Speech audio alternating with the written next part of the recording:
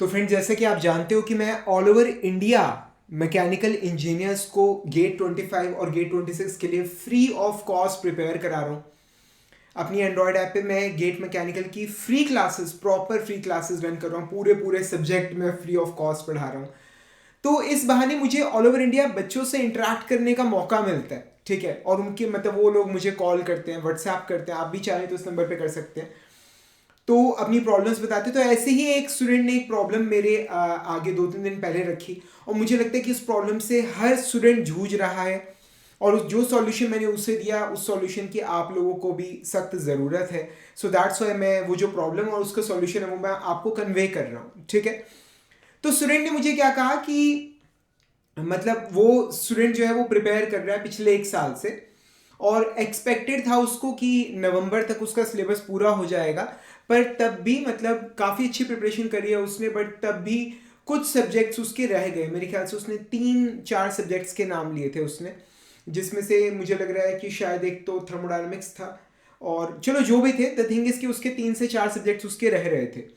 अब उसने मुझे कहा कि सर अब जैसे मतलब थोड़ा टाइम बचा है, दिसंबर के कुछ दिन बचे और जनवरी बचे है, तो उससे जो बचा हुआ पोर्शन है उस पर फोकस करना चाहिए, या फिर जो पुराना जो सिलेबस है उसको रिवाइज करना चाहिए, ठीक है।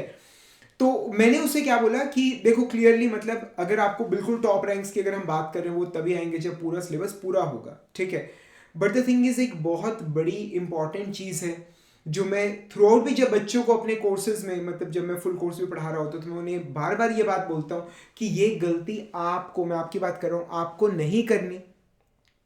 वो है आगे दौड़ और पीछे छोड़, ठीक है। मतलब आप आगे की आगे सिलेबस कवर करते जा रहे हैं, और पीछे का जो सिलेबस है जो आपने किया आप उससे छोड़ते जा रहे हैं, आप उसे रिवाइज नहीं कर रहे। तो मैंने उसे कहा कि वो उसने पूरे 1 साल से प्रिपरेशन की है, कंसिस्टेंटली उसने ढंग से प्रिपेयर किया है। तो आगे का जो सिलेबस जो बचा है वो इम्पॉर्टेंट है, वो इम्पॉर्टेंट है, पर उससे बहुत ज़्यादा गुना इम्पॉर्टेंट है पिछले सिलेबस की रिवीजन, ठीक है। तो जो कर लिया है, मतलब जो भाई कर लिया, वो कहते हैं ना, a bird in hand is better than two in bush, ठीक है। जो चीज़ आपके हाथ में है वो उससे बहुत ज़्यादा अच्छी है जो दूसरी, जो 2-4 चीज़ें अगर सामने पड़ी है।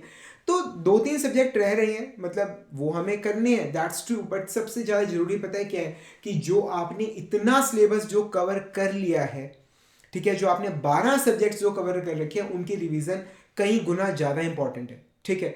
तो मैंने उसे सलाह दी कि वो अपने आगे बचे हुए टाइम को इस तरह से मतलब शेड्यूल करें कि जो पिछला सारा सिलेबस है वो पूरा का पूरा रिवाइज हो जाए, ठीक है। तो जो पिछला जो सारा सिलेबस है वो सारा का सारा रिवाइज हो जाए, दैट्स अवर फर्स्ट प्रायोरिटी।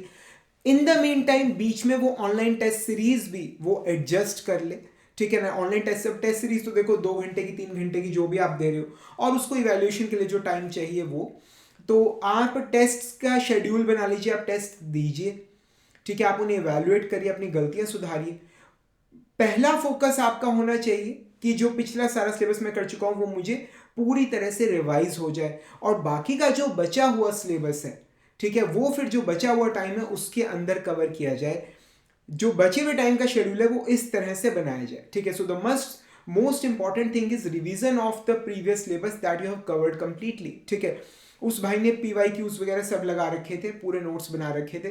तो मैंने उसे बोला कि भाई तेरा पिछले की रिवीजन जो है वो ज़्यादा जरूरी है। मोरोवर आज के टाइम में जब कंपटीशन मैकेनिकल इंजीनियरिंग में ख़त्म हो चुका है, ठीक है, जो भी स्टूडेंट प्रिपेयर कर रहा है, सीरियसली प्रिपेयर कर रहा है, उसे कुछ ना कुछ तो लास्ट में मिल ही रहा है, ठीक है। कुछ ना कुछ तो वो अटेन करेगा ही करेगा, क्योंकि कंपटीशन है ही नहीं। टाइम के साथ साथ मतलब नंबर ऑफ IITs बढ़ी है, नंबर ऑफ ब्रांचेस बढ़ी हैं, नंबर ऑफ सीट्स बढ़ी, और जो नंबर ऑफ मैकेनिकल इंजीनियर्स है वो 1/5 20% रह गए, ठीक है। तो ऐसे में अगर आप पिछले 12 सब्जेक्ट्स या जितना भी आपने किया, अगर आप वो भी अगर ढंग से रिवाइज करके जाते हो, ठीक है, तो भी आप बहुत ज़्यादा अच्छा स्कोर कर लोगे, ठीक है। अब पता है क्या, बच्चा ना वो सुनता है जो वो सुनना चाहता है, ठीक है। मैं आपको एक बहुत बड़ी बात बता रहा हूँ, बच्चा वो सुनता है जो वो सुनना चाहता है। बच्चा ये कह रहा है कि सर ने बोला बाकी का सिलेबस छोड़ दो, ठीक है, और पिछला साल रिवाइज करो। मैं ये कह रहा हूँ बाकी का सिलेबस है इंपॉर्टेंट, पर उससे बहुत ज़्यादा इंपॉर्टेंट पिछली रिवीजन है। तो बचा हुआ टाइम इस तरह से आप शेड्यूल कीजिए कि जितना आपने आज तक किया है वो सारा तो आपका रिवाइज और पक्का हो ही जाए, ठीक है। और जो बचा हुआ सिलेबस है आप उसको फॉर्मूला वगैरह आप तैयार करके, PYQs वगैरह प्रैक्टिस करके, या मेन इंपॉर्टेंट टॉपिक्स करके भी आप थोड़ा लिमिटेड टाइम में आप तैयार कर सकते हो, वो भी आपकी कुछ ना कुछ मदद कर जाएगा। ठीक है, कुछ भी पूछना है मेरे भाई नीचे कमेंट्स में पूछ लेना। फ्री क्लासेस रन कर रहा हूँ, कोई चार्जेस नहीं है। ठीक है, 1 year subscription free of cost दे रहा हूँ। 1 ईयर सब्सक्रिप्शन, पता है लोग ना डेमो क्लासेस देते हैं 5 दिन, 7 दिन, 10 दिन, मैं आपको 1 साल का सब्सक्रिप्शन फ्री ऑफ कॉस्ट दे रहा हूँ।